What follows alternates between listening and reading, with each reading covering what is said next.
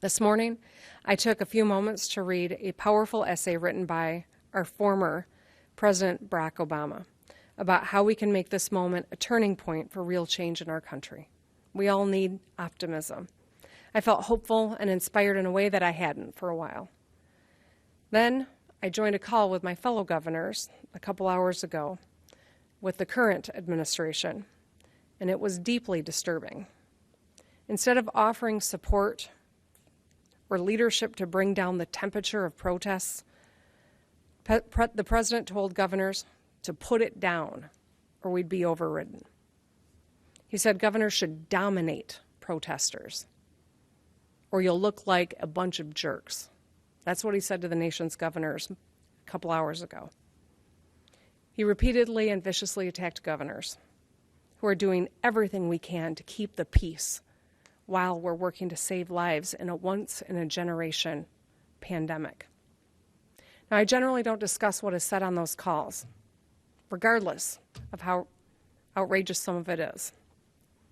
But it already seemed as though much of it was in the press before the call had concluded. And two, I think these dangerous comments are gravely concerning because of the clear signal that it says that they're determined to sow seeds of hatred and division in a time where we need to bring the temperature down.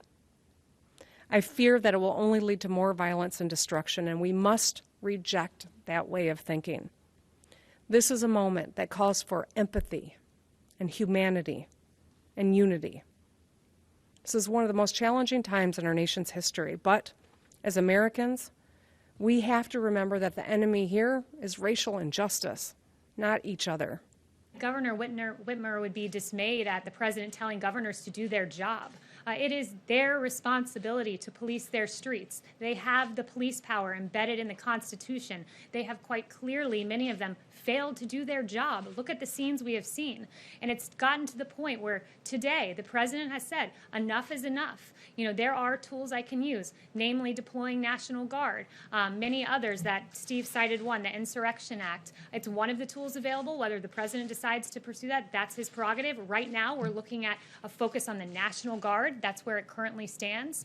And, you know, there's a distinction between the National Guard and military forces in the street. I would note the National Guard are the friends and neighbors in these communities who are used, and as I noted, the study from General Milley, used to great effect when they are deployed. So the focus of the call was the National Guard, encouraging the deployment, far more than the 17,000 out there, and utilizing them this evening, certainly.